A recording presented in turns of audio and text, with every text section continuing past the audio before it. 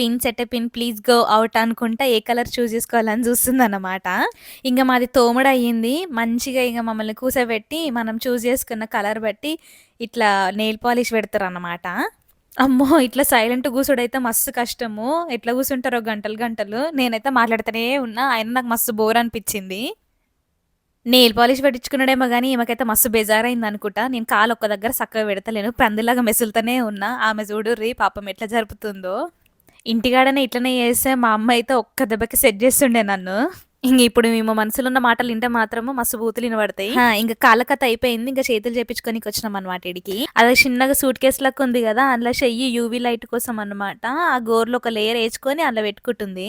మన ఇండియాలో ఇట్లుంటదో లేదో తెలవదు గానీ, ఈడ మాత్రం స్పెషల్‌గా ఓన్లీ గోర్ల కోసం మాత్రమే ఇట్లా షాపులుంటాయన్నమాట. ఇంగ ఈళ్ళు గోర్లు మాత్రమే చేస్తారు.